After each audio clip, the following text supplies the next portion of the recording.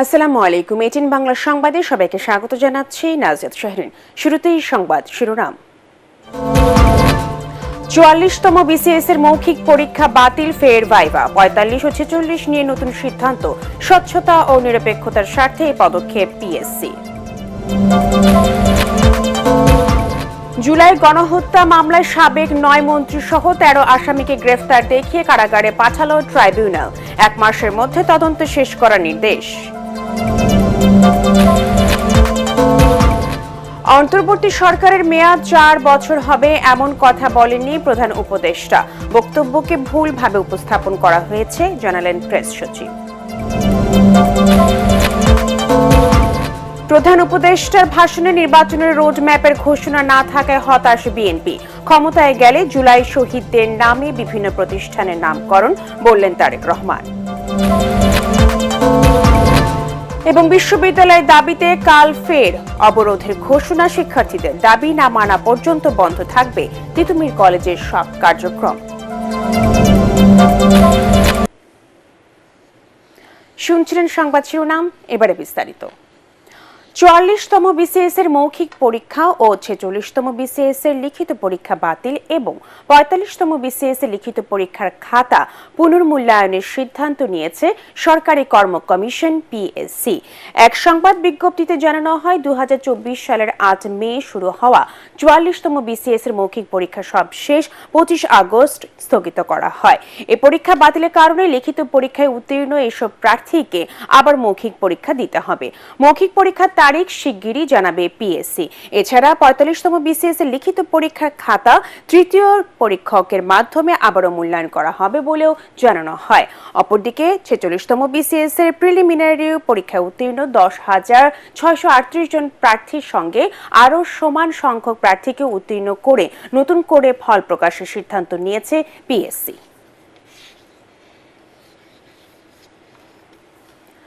সাবেক প্রধানমন্ত্রী শেখ হাসিনা সহ 46 আসামির বিরুদ্ধে জুলাই গণহত্যার তদন্ত 1 মাসের মধ্যে শেষ করার নির্দেশ দিয়েছে আন্তর্জাতিক অপরাধ ট্রাইব্যুনাল। আর সাবেক মন্ত্রী, প্রতিমন্ত্রী সহ 13 আসামিকে গ্রেফতার দেখিয়ে কারাগারে পাঠানোর নির্দেশ দেওয়া হয়েছে। বিচারপতি গোলাম মর্তুজা মজুমদারের নেতৃত্বে 3 সদস্যের ট্রাইব্যুনাল এই আদেশ দেন। পরে চিফ প্রসিকিউটর তাজুল ইসলাম জানান, জুলাই আগস্টের গণহত্যার মূল মাস্টার মাইন্ড ছিলেন শেখ হাসিনা, আর বাকি আসামিরা ছিলেন তার দোসর। আরো জানাচ্ছেন হুমায়ুন চিস্তি। সকাল 9:50 জুলাই আগস্ট গণহত্যা মামলার 13 আসামিকে কঠোর নিরাপত্তায় হাজির করা হয় আন্তর্জাতিক অপরাধ ট্রাইব্যুনালে। প্রিজন ভ্যান থেকে একে একে নামানো হয় সাবেক মন্ত্রী গোলাম দস্তগীর গাজী, ডক্টর দীপুমণি, আনিসুল হক, ফারুক খান, রাশেদ খান মেনন, হাসানুল হক ইনু, শাহজাহান খান, জুনায়েদ আহমেদ পলক, কামাল আহমেদ মজুমদার, প্রধানমন্ত্রীর সাবেক উপদেষ্টা সালমান এফ রহমান ও ডক্টর তৌফিক এলাহি, অবসরপ্রাপ্ত বিচারপতি শামসুদ্দিন চৌধুরী মানিক এবং সাবেক স্বরাষ্ট্র সচিব জাহাঙ্গীর আলমকে। অন্য একটি মামলায় রিমান্ডে থাকায় সাবেক কৃষিমন্ত্রী ডক্টর আব্দুর রাজ্জাককে এদিন ট্রাইব্যুনালে হাজির করা হয়নি। বেলা 11টায় শুরু হয় ট্রাইব্যুনালের বিচার কাজ।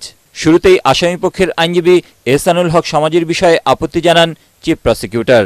পরে আওয়ামী সরকারের ফ্যাসিস্ট হয়ে ওঠার পটভূমি বর্ণনার পাশাপাশি জুলাই আগস্টে নির্মম হত্যাকাণ্ড ও মানবতাবিরোধী অপরাধে অভিযুক্তদের সম্পৃক্ততা তুলে ধরেন তিনি।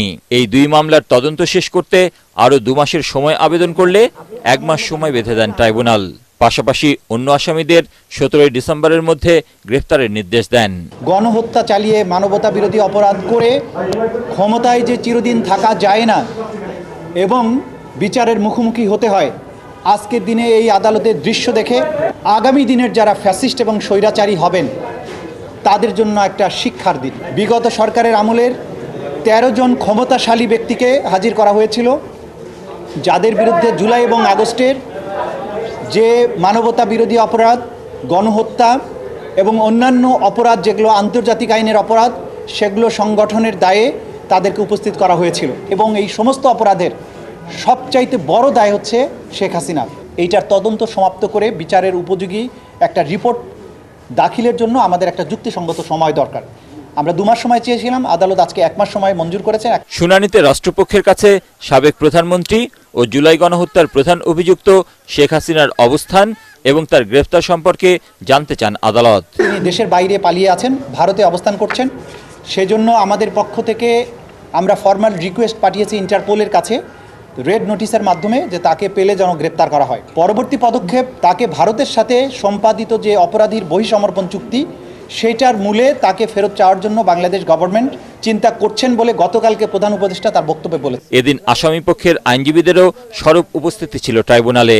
তাদের আবেদনের প্রেক্ষিতে অভিযোগের কাগজ ও আসামিদের সাথে কথা বলার অনুমতি দেন ট্রাইব্যুনাল। পাশাপাশি তাদের আত্মীয় স্বজনের সাথে দেখা করার অনুমতি দেওয়া হয়। যদিও আমরা দুজন আসামিদের পক্ষে এই আবেদনটা করেছি, কিন্তু it will be applicable for all the accused. Sheikh Hasina পলাতক থাকায় আদালতে তার পক্ষে কোনো আইনজীবী ছিলেন না। মামলার পরবর্তী শুনানি 17 ডিসেম্বর। 71 মহান মুক্তিযুদ্ধের সময় মানবতাবিরোধী অপরাধের বিচারের জন্য 2010 সালের 25শে মার্চ তৈরি হয়েছিল আন্তর্জাতিক অপরাধ ট্রাইব্যুনাল। আজ সেখানে অনুষ্ঠিত হচ্ছে 24 জুলাই আগস্টের গণহত্যার বিচার।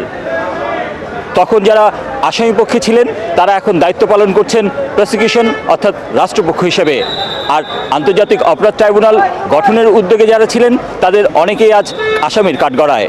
তবে শেষ পর্যন্ত নিরপেক্ষ এবং স্বচ্ছতার মধ্যে এই বিচার কাজ শেষ হবে এমনই প্রত্যাশা সবার। হুমায়ুন চিস্তি, এটিএন বাংলা, ঢাকা। অন্তর্বর্তী সরকারের মেয়াদ 4 বছরই হবে এমন কোনো কথা প্রধান উপদেষ্টা বলেননি বলে জানিয়েছে তার প্রেস উইং। ফরেন সার্ভিস একাডেমিতে সংবাদ সম্মেলনের প্রধান উপদেষ্টার প্রেস সচিব শফিকুল আলম বলেছেন, আন্তর্জাতিক গণমাধ্যমে এই বিষয়ে তার সাক্ষাৎকারের ভুল ব্যাখ্যা দেওয়া হচ্ছে। সংবাদ সম্মেলনে আরও বলা হয়, আগে থেকে নির্বাচনী রোড ম্যাপ অনুযায়ী কাজ করছে অন্তর্বর্তী সরকার। বিস্তারিত জানাচ্ছেন ইকরামুল হক সাইম। নির্বাচনের ট্রেন যাত্রা শুরু করেছে, এটা আর থামবে না। কয়েকদিনের মধ্যে নির্বাচন কমিশন গঠন হয়ে যাবে। জাতির উদ্দেশ্যে দেওয়া ভাষণে রোববার নির্বাচনী ট্রেনের যাত্রা শুরু হয়েছে বলে জানান প্রধান উপদেষ্টা ডক্টর মোহাম্মদ ইউনূস। তবে তার এই বক্তব্যের ভিন্ন বার্তা পাওয়া যায় কাতার ভিত্তিক টেলিভিশন চ্যানেল আল জাজিরা দেয়া সাক্ষাৎকারে। এতে সরকারের মেয়াদ 4 বছর হওয়ার ইস্যুতে নানা আলোচনা তৈরি হয় রাজনৈতিক অঙ্গনে। How long you are prepared to stay as an interim? I think everybody has his interim government. We are not his perpetual government. With a regular government is for 5 years, for example. That's about it. Or the new constitution may say 4 years, probably, because people want to move faster term of the. So it should be under 4 years, that's for sure. It may be less. So it's all question of what people want. The population, the political parties want.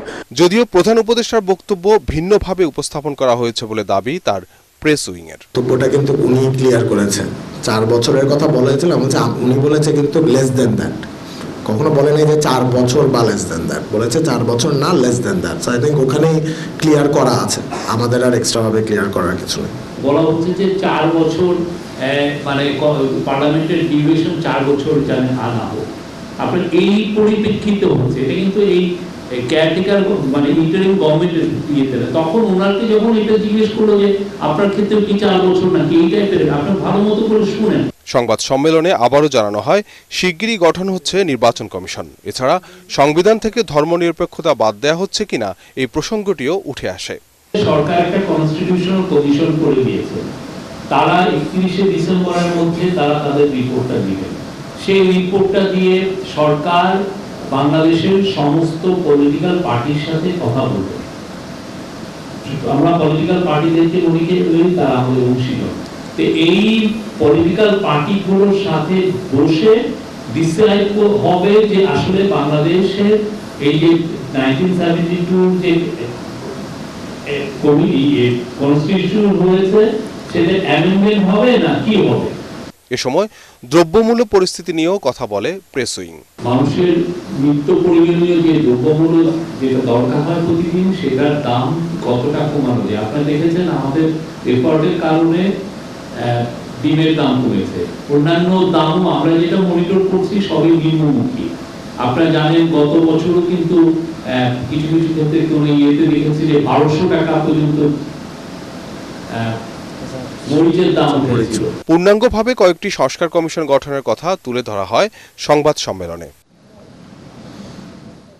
Ikramul Haque Sayem, ATN Bangla, Dhaka. এদিকে জাতির উদ্দেশ্যে দেয়া প্রধান উপদেষ্টার ভাষণে জাতীয় নির্বাচনের রোডম্যাপের ঘোষণা না থাকায় বিএনপি হতাশ বলে জানিয়েছেন দলের মহাসচিব মির্জা ফখরুল ইসলাম আলমগীর। অন্তর্বর্তী সরকার যত বেশি দিন ক্ষমতায় থাকবে তত বেশি সমস্যা তৈরি হবে বলে মনে করেন তিনি।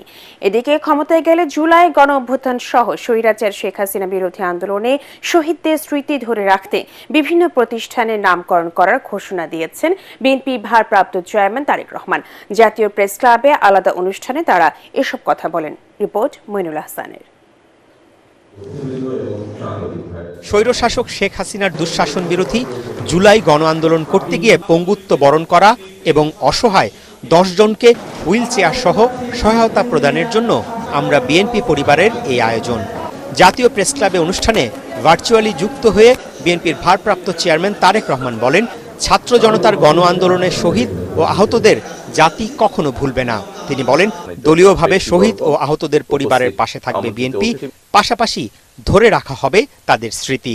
ভবিষ্যতে ইনশাআল্লাহ জনগণের সমর্থন নিয়ে বিএনপি সরকার গঠনে সক্ষম হলে যারা শহীদ হয়েছেন সারা দেশে, স্বৈরাচারকে বিদায় করার জন্য যারা নিজের জীবন উৎসর্গ করেছেন, এরকম প্রতিটি মানুষের নামে বিভিন্ন এলাকায় রাষ্ট্রের যে প্রতিষ্ঠানগুলো তৈরি হবে, এই মানুষগুলো যাতে হারিয়ে না যায়, তাদের নাম যাতে হারিয়ে না যায়, সেজন্য এই শহীদদের নামে সেই প্রতিষ্ঠানগুলো নামকরণ করার একটি প্রস্তাবনা আমাদের রয়েছে, ইচ্ছা আমাদের রয়েছে। এর আগে মৌলানা ভাসানীর মৃত্যুবার্ষিকী উপলক্ষে জাতীয় প্রেস ক্লাবে আলোচনা সভায় বিএনপি মহাসচিব মির্জা ফখরুল ইসলাম আলমগীর বলেন, অন্তর্বর্তী সরকার কোনো নির্বাচিত সরকার নয়, তাদের দীর্ঘদিন ক্ষমতা আঁকড়ে থাকার কোনো সুযোগ নেই। প্রধান উপদেষ্টা মহোদয় একটা 100 দিনের পূর্তির বক্তব্য রেখেছেন, ভালো হয়েছে, অনেকেই আশা নিতে হয়েছে, আমি একটু আশাহত হয়েছি। আমি আশা করেছিলাম যে প্রধান উপদেষ্টা মহোদয় তার সমস্ত প্রজ্ঞা দিয়ে সমস্যাটা চিহ্নিত করে তিনি নির্বাচনের একটা রূপরেখা দেবেন। আমি কেন বারবার নির্বাচনের কথা বলছি? কারণ নির্বাচন দিলে আমার অর্ধেক সমস্যার সমাধান হয়ে যায়। বিএনপি ক্ষমতায় যাক না যাক, দ্যাট ইজ ইম্যাটেরিয়াল। কিন্তু আজকে যারা বাংলাদেশে ক্ষতি করতে চাচ্ছে, যারা বাংলাদেশে স্থিতিশীলতা নষ্ট করতে চাচ্ছে, তারা তখন পিছিয়ে যেতে বাধ্য হবে, কারণ ওই সরকারের ভিতরে জনগণের সমর্থন থাকবে। বিএনপি সংস্কারের পক্ষে জানিয়ে মির্জা ফখরুল বলেন, তবে তা হতে হবে যৌক্তিক সময়ের মধ্যে। আপনারা দয়া করে জিনিসটাকে যেভাবে করলে সবচেয়ে সুন্দর হয়, সকলের কাছে গ্রহণযোগ্য হয়, সেইভাবে এগিয়ে যান। যদিও আপনাদের এই সচিবালয়, সেখানে এখন সমস্ত দোসরেরা, এই স্বৈরাচারের ফ্যাসিবাদের দোসরেরা বসে আছে, কিভাবে কাজ করবেন আপনি? তাদেরকে নিয়ে সংস্কার করবেন, এরা তো সংস্কার করতে দেবে না আপনাকে। সভা থেকে সিন্ডিকেট ভেঙে নিত্যপণ্যের দাম সহনীয় পর্যায়ে নিয়ে আসতে অন্তর্বর্তী সরকারকে আরও কার্যকর ভূমিকা রাখার আহ্বান জানানো হয়। মইনুল হাসান, এটিএন বাংলা, ঢাকা। প্রধান উপদেষ্টার ভাষণে নির্বাচন আয়োজন নিয়ে সুস্পষ্ট বক্তব্য না থাকায় হতাশা প্রকাশ করেছেন রাজনীতিবিদরা। তারা বলছেন, 100 দিনে বেশ কিছু অর্জন থাকলেও দ্রব্যমূল্য নিয়ন্ত্রণ এবং অর্থনীতি পুনরুদ্ধারে অন্তর্বর্তী সরকারের উল্লেখযোগ্য অগ্রগতি নেই। অপরদিকে রাষ্ট্রবিজ্ঞানীরা বলছেন, রাতারাতি এসব খাতে পরিবর্তন আনার সুযোগ নেই। সুষ্ঠু ও গ্রহণযোগ্য নির্বাচন আয়োজনে অন্তত 2 বছর সময় প্রয়োজন জানিয়ে সে পর্যন্ত সবাইকে ধৈর্য ধরার পরামর্শ বিশ্লেষকদের। ইমদাদুল্লাহ বাবুর রিপোর্ট। ছাত্র জনতার আন্দোলনে আওয়ামী লীগ সরকার পতনের পর দায়িত্ব নেয়া ডক্টর ইউনূস সরকারকে নানা চ্যালেঞ্জ মোকাবেলা করতে হয়েছে। আইন শৃঙ্খলা পরিস্থিতি ঠিক করা, অর্থনীতি পুনরুদ্ধার, বিদেশি দেনা শোধ, প্রশাসন এবং সমাজের শৃঙ্খলা ফেরানো সহ নানা ইস্যুতে কাজ করেছে এই সরকার। প্রিয় দেশবাসী, রোববার সরকারের 100 দিন পূর্তি উপলক্ষে জাতির উদ্দেশ্যে দেয়া ভাষণে এইসব বিষয়ে আলোকপাত করেন প্রধান উপদেষ্টা। সবাইকে সালাম জানাচ্ছি।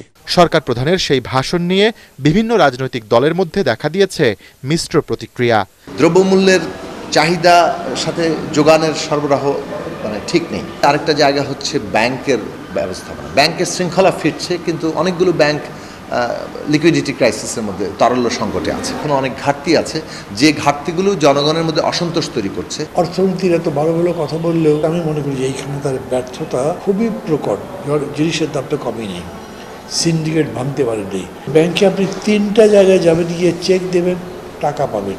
তারা আরও বলছেন, একদিনে রাজনৈতিক দলের সাথে সংস্কার ইস্যুতে আলোচনা হলেও নির্বাচন প্রসঙ্গ উপেক্ষিত থেকে গেছে।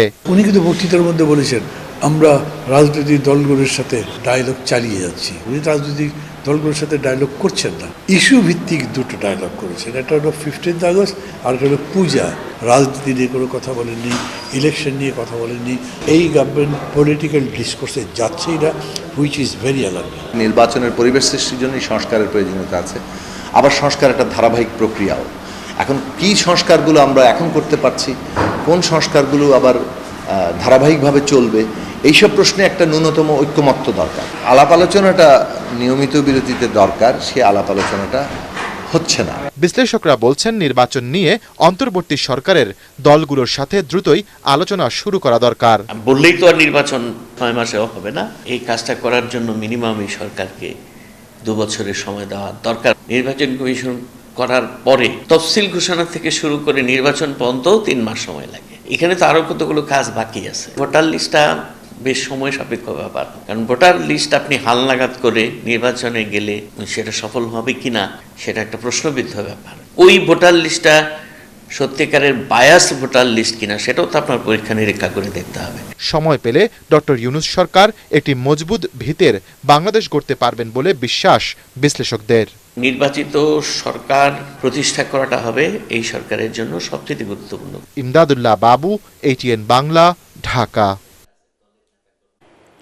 সরকারি তিতুমির কলেজকে বিশ্ববিদ্যালয়ে রূপান্তর করার দাবিতে রাজধানীর মহাখালীতে আগামীকালও সকাল 11টা থেকে বিকেল 4টা পর্যন্ত সড়ক ও রেলপথ অবরোধের ঘোষণা দিয়েছেন আন্দোলনকারী শিক্ষার্থীরা।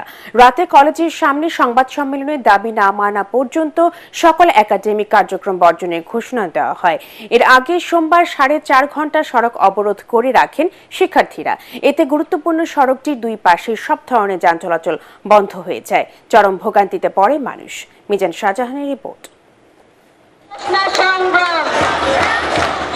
টানা 4.5 ঘন্টা অবরোধ শেষে মহাখালীতে কলেজ ক্যাম্পাসের সামনে সন্ধ্যায় ফের অবস্থান নেন আন্দোলনকারী শিক্ষার্থীরা। এতে বন্ধ হয়ে যায় রাস্তায় যান চলাচল। আন্দোলনকারীদের একটি প্রতিনিধি দল সচিবালয়ে সাক্ষাৎ করেন শিক্ষা উপদেষ্টার সাথে। আলোচনা সফল না হওয়ায় সেখানে অনশনে বসেন তারা। পরে ক্যাম্পাসে ফিরে আন্দোলন চালিয়ে যাওয়ার কথা জানান শিক্ষার্থীরা। আমাদের তিতুমিরের যে ক্লোজ ডাউন কর্মসূচিটা, এটা মঙ্গলবার সকাল থেকে পালিত হবে। এই ক্লোজ ডাউনের কর্মসূচির আওতায় ক্লাস, পরীক্ষা সকল কিছু বর্জন হবে। বারাসাত ব্যারিকেডের অংশ হিসেবে অবরোধটা হবে, সেটা আমতলীতেই হবে। আন্দোলনের শুরুটা সোমবার সকাল 11টার দিকে। তিতুমির কলেজ ক্যাম্পাস থেকে মিছিল বের করেন 1002 শিক্ষার্থী। আমতলী মোড় হয়ে মহাখালী রেলগেটে অবস্থান নেয় তারা। এতে আটকে যায় ট্রেনও। এ সময় দুর্বৃত্তরা ট্রেনে ঢিল ছুড়লে আহত হন বেশ কয়েকজন যাত্রী। ট্রেন ওইটা দেখছে, দেখার পর আমতলী যখন আমার বাইরে লাল ফ্ল্যাগ নিয়ে দাঁড়ায় ছিল, ট্রেন খুব স্লোলি আসছে। আসার পর ওই আমতলী পার হওয়ার পর ট্রেন এত স্পিড করছে, আমরা এখানে বসেছিলাম, আমরা ভাই ব্রাদার যারা আন্দোলন করতেছি সবাই বসেছিলাম। আমরা এখান থেকে নিজের জীবনটা হাতে নিয়ে কোনো রকম ওইখান থেকে উঠে আসতে পারছি। নিজের জীবনটা আজকে হাতে নিয়ে ওইখান থেকে উঠে আসতে পারছি। কিন্তু ড্রাইভার কি করছে, আমাদেরকে পার হওয়ার পরে ওইখানে গিয়ে হার্ট ব্রেক করছে। 7 কলেজের সঙ্গে ঢাকা বিশ্ববিদ্যালয়ের অধিভুক্ত না থেকে স্বতন্ত্র বিশ্ববিদ্যালয়ে চান আন্দোলনকারীরা। এর আগেও কয়েক দফায় একই দাবি জানালেও কেবল আশ্বাসই সীমাবদ্ধ ছিল বলেই এমন প্রতিবাদ জানালেন বিক্ষুব্ধরা। তিতুমির কলেজ যারা কিনা পূর্ণাঙ্গ বিশ্ববিদ্যালয় হওয়ার একমাত্র দাবিদার, কারণ এখানে অবকাঠামোগত অবস্থা, আমাদের হল আছে, আমাদের পরিবহন ব্যবস্থা আছে, আমাদের সবচেয়ে বড় বিষয় আমাদের তিতুমির কলেজের মধ্যে ইন্টার নাই। তো নামের পাশে কেন কলেজ থাকবে? এ পরিস্থিতিতে মহাখালীর চারিদিকে মহা যানজট বেঁধে যায়, থমকে যায় যান চলাচল। সেনাবাহিনী ও পুলিশ সদস্যরা বারবার বোঝানোর চেষ্টা করলেও বিক্ষোভ করতে থাকেন শিক্ষার্থীরা।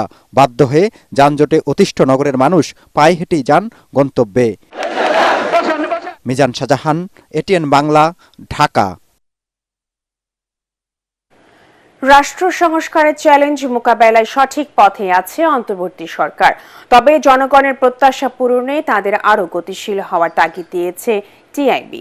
সরকারের 100 দিনের পর্যবেক্ষণ তুলে ধরে তাদের দায়িত্ব বাস্তবায়নের প্রয়োজনীয় উদ্যোগ ও রোড ম্যাপ প্রণয়নের তাগিদ দেয় সংস্থাটি। পাচার হওয়া অর্থ দেশে ফিরিয়ে আনার প্রক্রিয়া দীর্ঘমেয়াদী হলেও চেষ্টা চালিয়ে যেতে হবে বলে জানান টিআইবি নির্বাহী পরিচালক ডক্টর ইফতেখারুজ্জামান। রিপোর্ট মনির হোসেন তপুর। অন্তর্বর্তী সরকারের 100 দিনের পর্যবেক্ষণ তুলে ধরে ধানমন্ডির মাইডাস সেন্টারে সংবাদ সম্মেলন করে টিআইবি। তাদের পর্যবেক্ষণে বলা হয়, জুলাই স্মৃতি ফাউন্ডেশন গঠন, গণহত্যায় জড়িতদের বিচার প্রক্রিয়া শুরু, গুম, খুন ও বিচার বহির্ভূত হত্যাকাণ্ড তদন্ত, আইনের শাসন ও মানবাধিকার নিশ্চিত সহ জনগণের প্রত্যাশা পূরণে কাজ করছে ডক্টর ইউনূস সরকার। তবে এখনো বিভিন্ন ক্ষেত্রে দখল ও আধিপত্য বিস্তারের সংস্কৃতি চলমান। তাই রাজনৈতিক দলগুলো নিজেরা সংস্কার না হলে ছাত্র জনতার আন্দোলনের সুফল পাবে না দেশের মানুষ। নতুন বাংলাদেশ গড়ার বাংলাদেশ 2.0 গঠনের যে স্বপ্ন, সেটি যে বিশাল কঠিন চ্যালেঞ্জিং, সেটি বিবেচনায় রেখে অন্তর্বর্তী সরকার অত্যন্ত গুরুত্বপূর্ণ অনেকগুলো কাজ করেছে। কৌশলগত পরিকল্পনার উপর ভিত্তি করে সেই একটা সুনির্দিষ্ট সময়সীমা নির্ধারণ করে, যদি আমরা অনুমান করছি যদি অগাস্ট মাসে সেটা করা হতো, তাহলে কিন্তু জনগণের কাছে আরো অনেকটা স্বস্তির বিষয় হতো, একটা সুস্পষ্ট ধারণা হতো যে আমাদের অন্তর্বর্তীকালীন সরকারের রোডম্যাপটা এরকম। কিন্তু সেটি কিন্তু আমরা এখনো দেখছি না। আমরা মনে করি যে এখনো সময় আছে। সংস্থার নির্বাহী পরিচালক বলেন, আইন শৃঙ্খলা নিয়ন্ত্রণ ও বাজার সিন্ডিকেট ভাঙতে এখনো সফল হয়নি সরকার।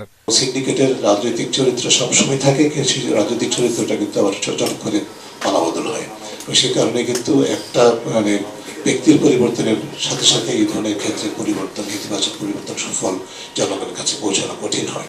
নতুন বাংলাদেশে এখনো বাক স্বাধীনতা হরণ, গণমাধ্যমে হস্তক্ষেপ ও সাংবাদিকদের হয়রানির মতো ঘটনা ঘটেছে বলে পর্যবেক্ষণ টিআইবির। কাউকে পেশাগত পরিচয়ের কারণে ঢালাওভাবে চিহ্নিত না, কোনো অভিযোগ বা অপরাধ চিহ্নিত না করে অ্যাক্রিডিটেশনের মতো যে সেটি বাতিল করা, আত্মপক্ষের সমর্থনের সুযোগ না দিয়ে, এটা কিন্তু গণমাধ্যম স্বাধীনতার জন্য ভালো বার্তা দেয় না। আন্তর্জাতিক অঙ্গনে বর্তমান সরকারের গ্রহণযোগ্যতা বাড়ায় বৈদেশিক ঋণ সহায়তা নয়, বরং অনুদানের বিষয়ে জোর দেওয়ার তাগিদ সংস্থাটির। মনির হোসেন তপু, এটিএন বাংলা, ঢাকা। জাতীয় পরিচয়পত্রের ভিত্তিতে পুলিশি তদন্ত হবে। এক্ষেত্রে ব্যক্তি বা তার পরিবারের রাজনৈতিক পরিচয় কোনো গুরুত্ব বহন করবে না বলে জানিয়েছে পুলিশ সংস্কার কমিশন। সচিবালয়ের স্বরাষ্ট্র উপদেষ্টার সাথে পুলিশ সংস্কার কমিশনের প্রথম বৈঠক শেষে কমিশনের প্রধান সফর রাজ হোসেন এসব কথা বলেন। আদালতের নির্দেশনা পুরোপুরি মেনে কাউকে গ্রেফতারের বিষয়টি নিশ্চিত করতে হবে জানিয়ে তিনি বলেন, গ্রেফতারের পরপরই ওই ব্যক্তির পরিবারকে বিষয়টি অবগত করার সুপারিশ করা হবে।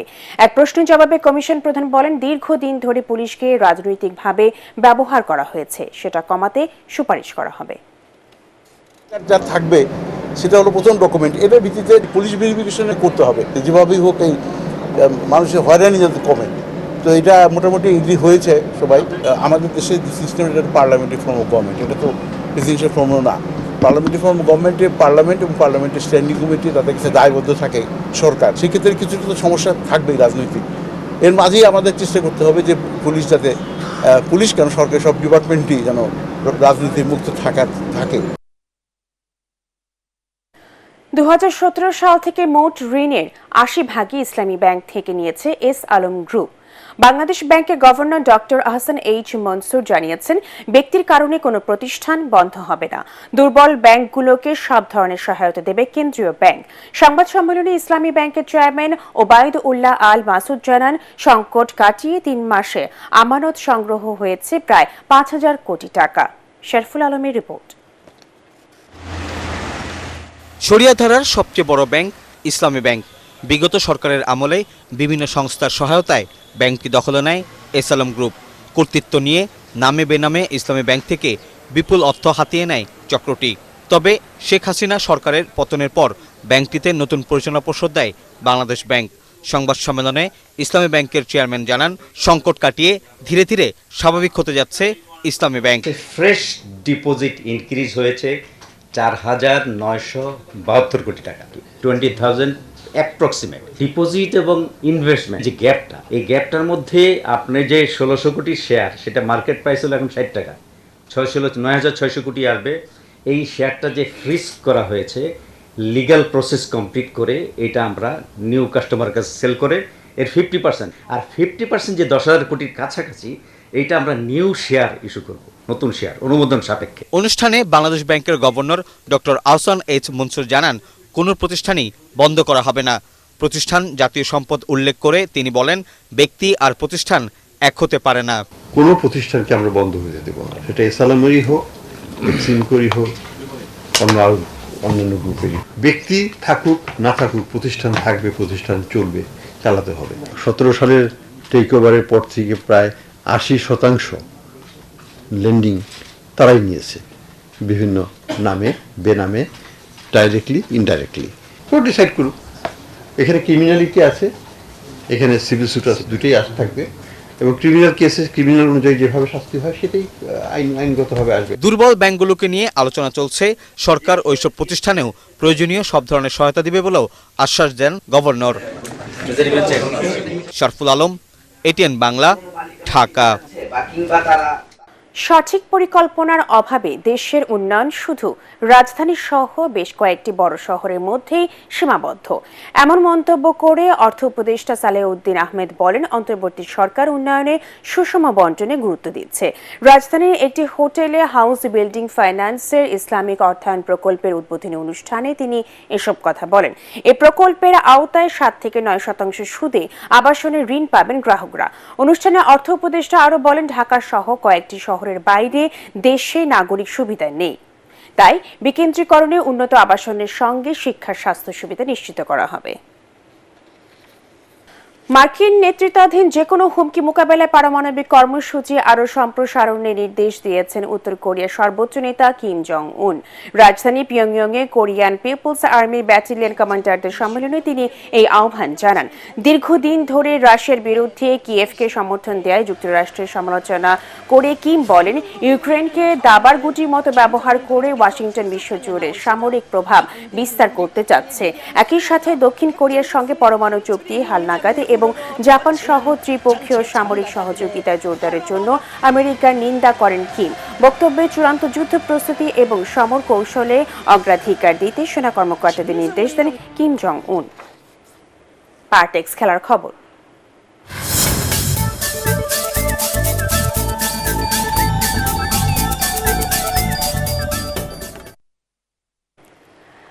টি-20 সিরিজে পাকিস্তানকে হোয়াইট ওয়াশ করে ঘরের মাঠে ওয়ানডে সিরিজে পরাজয়ের প্রতিশোধ নিল অস্ট্রেলিয়া। হোবার্টে সিরিজের তৃতীয় ও শেষ টি-20তে টস জিতে আগে ব্যাট করে 117 রানে অল আউট হয় পাকিস্তান। দলের পক্ষে সর্বোচ্চ 41 রান করেন বাবর আজম।